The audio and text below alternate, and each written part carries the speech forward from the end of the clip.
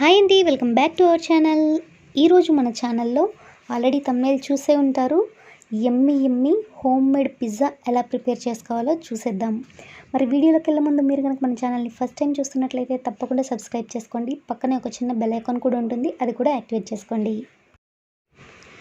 Pizza bases మనకి మార్కెట్లో కూడా దొరుకుతాయి, కానీ ఆ బేసెస్తో మనం ప్రిపేర్ చేసుకున్నట్లయితే అది కొంచెం హార్డ్గా అనిపిస్తుంది. అలా కాకుండా చాలా సాఫ్ట్గా టేస్టీగా ఎలా ప్రిపేర్ చేసుకోవాలో చూద్దాం. పిజ్జా బేస్ మనం మైదా పిండితోనూ ప్రిపేర్ చేసుకోవచ్చు, అలాగే గోధుమ పిండితో కూడా ప్రిపేర్ చేసుకోవచ్చు. గోధుమ పిండి అయితే కొంచెం హెల్దీ కాబట్టి గోధుమ పిండినే ఎక్కువగా ప్రిఫర్ చేయండి. ఇక్కడ నేను మైదా పిండి గోధుమ పిండి రెండు మిక్స్ చేసి ప్రిపేర్ చేస్తున్నాను. ఫస్ట్ వచ్చేసి 1 కప్ మైదా పిండి, అలాగే 1 కప్ గోధుమ పిండి తీసుకున్నాను. మీరు వద్దనుకుంటే మొత్తం మైదా పిండి యూజ్ చేయొచ్చు, లేకపోతే గోధుమ పిండి అయినా యూజ్ చేయొచ్చు. ఎలా చేసినా చాలా బాగా వస్తుంది. ఇప్పుడు దీనిలో 1 టేబుల్ స్పూన్ షుగర్ యాడ్ చేసుకున్నాను. నెక్స్ట్ వచ్చేసి రుచికి సరిపడా ఉప్పు, 1 table spoon dry east add చేశాను.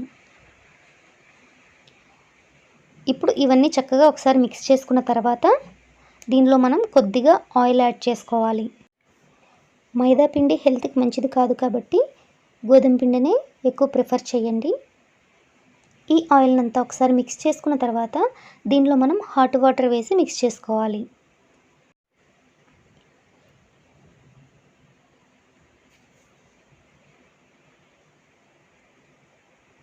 వాటర్ని కొద్దిగా వేసుకుంటూ మనం చపాతీ ముద్దలా కలుపుకోవాలి. ఈ వాటర్ మరీ ఎక్కువ వేడికి చేసుకోకూడదు, అలా అని మరీ తక్కువ వేడి లేకుండా మోడరేట్ హీట్లో ఉండేలా మనం చూసుకోవాలి. ఈ పిండంతని చక్కగా సాఫ్ట్గా కలిపి ఈ పిండిని మనం 1 గంట పాటు నాననివ్వాలి.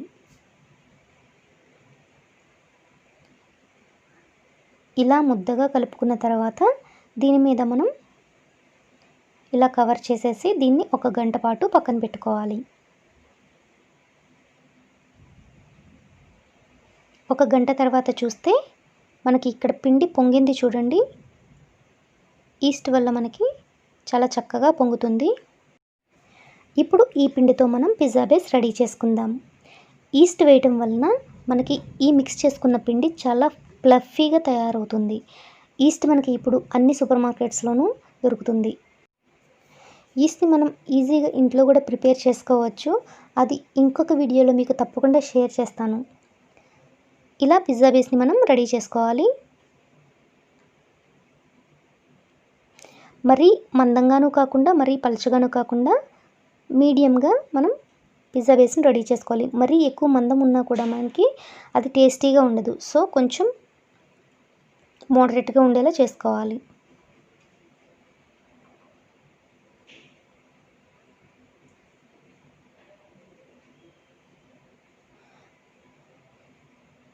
మన పిజ్జా బేస్ రెడీ అయిపోయింది కదా.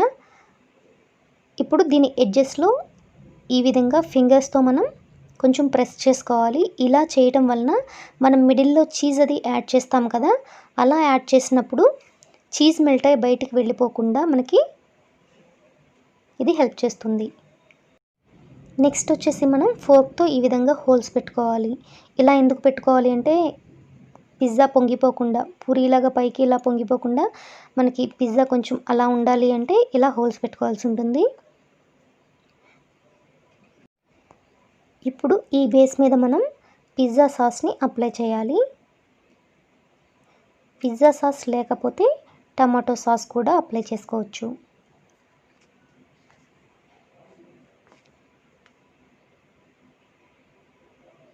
ఈ పిజ్జా సాస్లో మనకి మిక్స్డ్ హెర్బ్స్ ఇవన్నీ ఉంటాయి కాబట్టి ఇంకొంచెం టేస్టీగా ఉంటుంది. ఇప్పుడు దీని మీద చీజ్ స్ప్రెడ్ చేసుకోవాలి.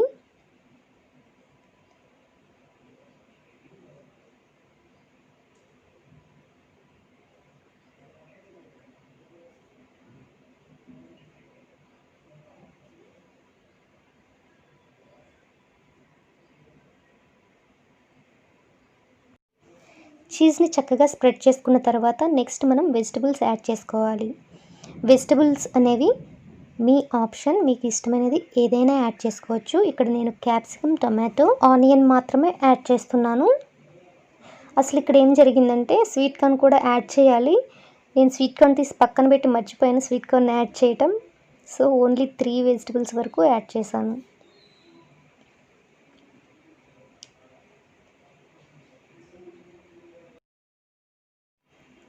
వెజిటబుల్స్ పెట్టేసుకున్న తర్వాత మనకి పిజ్జా అంటే చీజీగా ఉండాలి కదా, ఇంకొంచెం చీజ్ యాడ్ చేస్తున్నాను ఇక్కడ.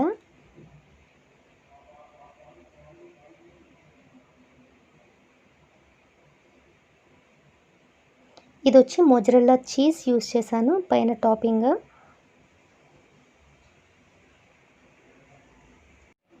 ఇప్పుడు దీన్ని మనం ఓవెన్లో పెట్టేద్దాం.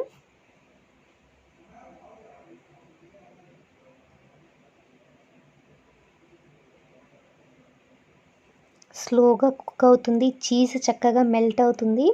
ఇలా చూస్తుంటేనే నోరూరిపోతుంది. చూసారుగా చీజీగా యమ్మీ పిజ్జా రెడీ అయిపోయింది. ఇక్కడ పిజ్జా రెడీ అయిపోయింది కదా, స్పైసెస్ కూడా యాడ్ చేయాలి. రెడ్ చిల్లీ ఫ్లేక్స్ అలాగే ఒరిగానో కూడా.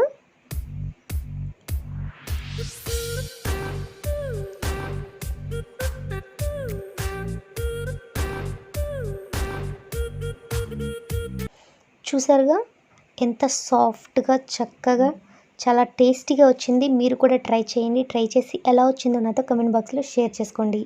మరి మీకు కనుక ఈ వీడియో నచ్చినట్లయితే తప్పకుండా లైక్ చేయండి, షేర్ చేయండి. మన ఛానల్ని ఫస్ట్ టైం విజిట్ చేసినట్లయితే తప్పకుండా సబ్స్క్రైబ్ చేసుకోండి. పక్కనే ఒక చిన్న బెల్ ఐకాన్ కూడా ఉంటుంది, దాన్ని యాక్టివేట్ చేసుకోండి. బెల్ ఐకాన్ యాక్టివేట్ చేసుకోవడం వల్ల నేను ఏ వీడియో అప్లోడ్ చేసినా కూడా మీకు నోటిఫికేషన్ అనేది వస్తుంది.